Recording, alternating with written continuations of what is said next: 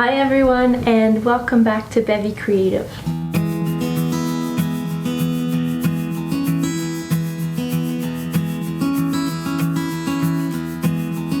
I decided to make a video today on the psychology of happiness.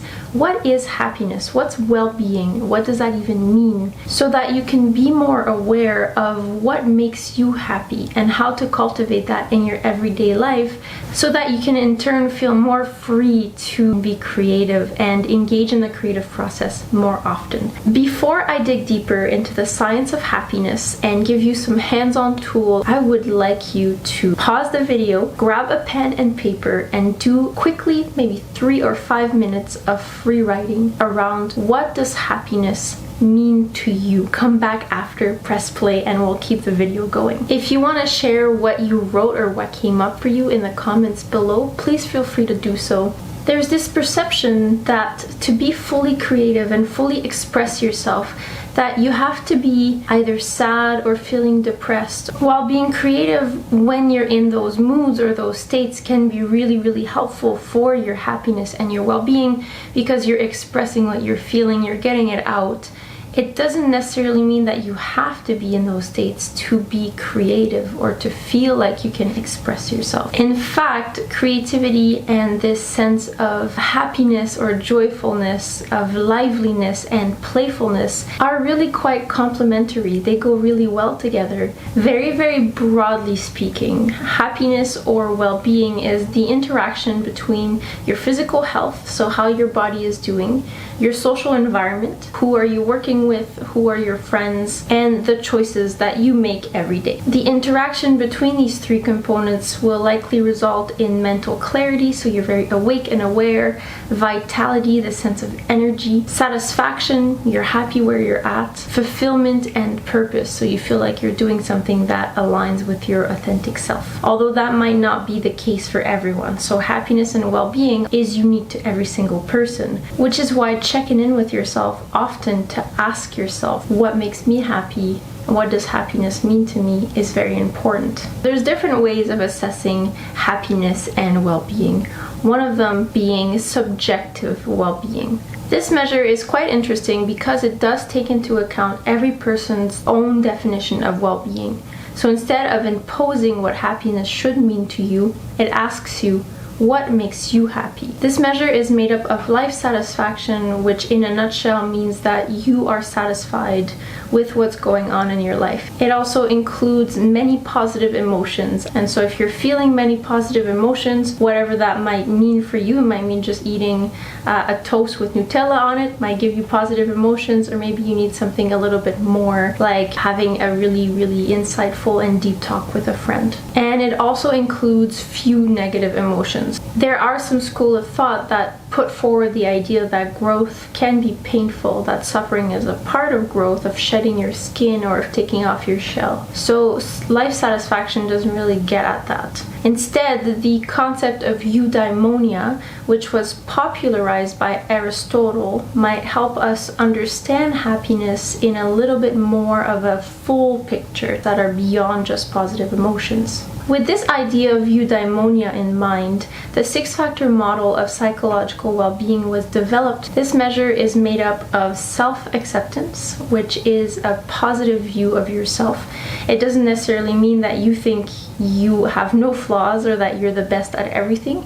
It just means that you accept yourself for everything that you are, including your flaws. It also includes positive relations. Here it shows the importance of our relationships with other people. It really puts happiness and well-being at the center of our very human nature, very social human nature, where we need to connect to others to feel whole. There's also autonomy, which is very important even in creative work, because it involves the perceptions that your actions or your behaviors and your choices are your own, that you are in charge of making choices that are the best for yourself. This measure also includes environmental mastery, which involves the perception that you have the skills to meet the challenges of your environment. There's also purpose in life in this measure, which involves having clear goals and a sense of meaning in your life. Now, this can be daunting for a lot of people because our goals can change quite often as the environment changes, as the situations around us change. Here, it's not necessarily that you need to have perfect goals all the time, but it just gets at the importance of introspection and reflection. What do I want? Am I doing things that make me happy and that are meaningful to me?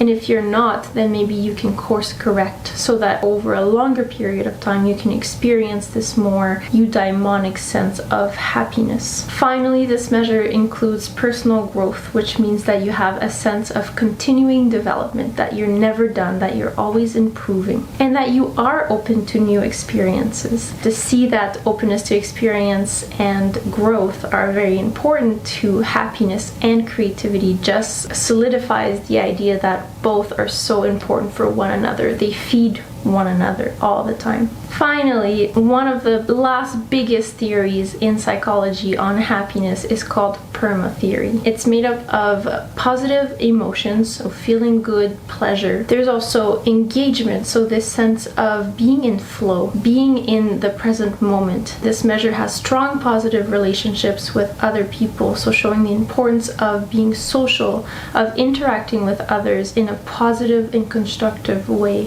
Having a sense of meaning or a higher purpose, again, is very important. And finally, this measure includes accomplishment, so a sense that you are working towards your goal. As soon as you accomplish or you feel like you're working towards any goal, it could be big, it could be very, very small and simple, you will get this sense of accomplishment. So what can you do to cultivate your happiness and your creativity at the same time? Because they both feed off of each other so much. A first step that you can take is to explore the natural environment. So this means spending more time in nature. It might mean going out into a little bit more remote nature or spending time in urban nature, like going to parks or going for walks in places that like the Arboretum. Spending time in the natural environment can, one, increase positive emotions, but also stimulate your senses in interesting ways, like different smells, different sounds, the birds chirping, maybe some water running or wind rustling through the trees. Spending time by yourself in nature can also allow you to look inside yourself and to daydream. And when you let your mind wander like this, important information about your goals, about what is meaningful to you and what you value might come up. When this comes up, it's important to pay attention. Second is that you can have a daily gratitude practice. I like to have a little jar like this where I put little gratitude notes to myself. It might just be 2 or 3 things, but I fold them and I'll put them in the jar at the end of the day, and every morning I can just dig into this jar, look at it. I'm grateful for having food on my table. I'm grateful for my physical health, for the natural world, or my family, or the ability to travel. It can be anything. It can be as simple or as complex as you want it to be. But having a practice like this, again, connects us to what's important to us. Sometimes life might seem like it's pulling you in all these different directions. So having a gratitude practice is very grounding. It reminds you what's important, and it can have this effect on your sense of purpose in life and also on positive emotions, because when we think of things that make us grateful, it's hard not to smile or to feel happy. So you can decorate a jar like this however you want. It could also be a mason jar, it could be a glass, it could be anything. Maybe you want to tack little notes onto your wall or onto a mood board that you have. Maybe you just say what you're grateful for and that's it, you don't write it down. So pick whatever works for you, but make sure to do it every single day, as it's a great way to start and end the day in this mindset, being rooted in what we're grateful for. I know I repeat this very often in all of my videos, but try to get into the state of flow. And I will link the video that I made on the state of flow in the description below. Being very, very focused on the present moment, doing something that you love or that you are interested in and motivated to do, while also feeling like your skills can meet the challenge of the task, is just a big positive hit on happiness. It hits a bunch of happiness checklists like engagement, environmental mastery, autonomy, accomplishment, a sense that you're working towards something that you care about. So getting into the state of flow can be very, very powerful for both creativity and well-being. A final tool that you can use for well-being is engage with your creative expression in a very playful way. So this can mean grabbing some paint and some paper and finger painting and just expressing yourself for the sake of it. It could be to grab some Play-Doh, feel what your hands feel like doing. Maybe it's little circular motions, or maybe you feel like cutting up the Play-Doh in many little pieces and just kind of letting your intuition lead. It might be playing with Lego and building different structures and just letting your imagination run wild. We often underestimate how much of ourselves we put into these more intuitive, creative expressions.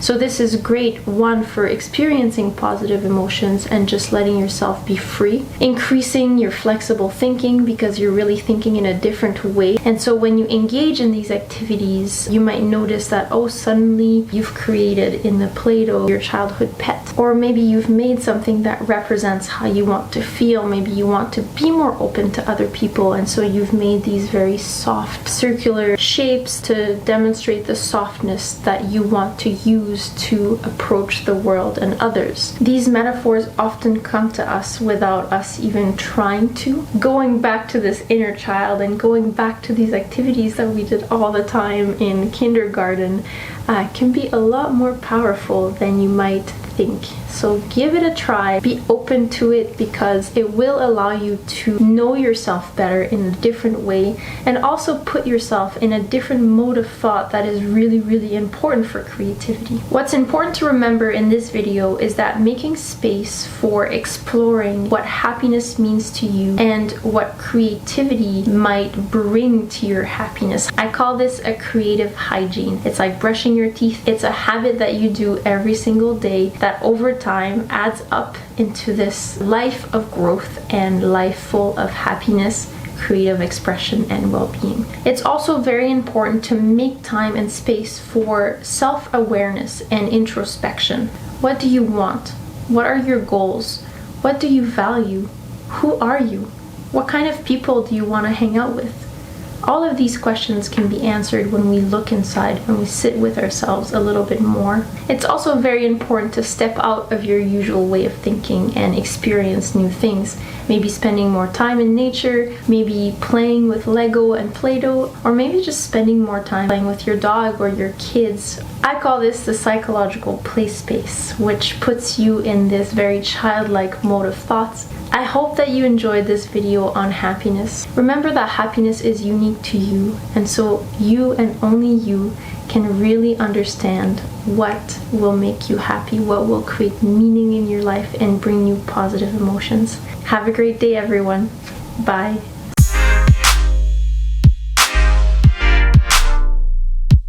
Pottermore. I got an email from Pottermore. I'm a wizard.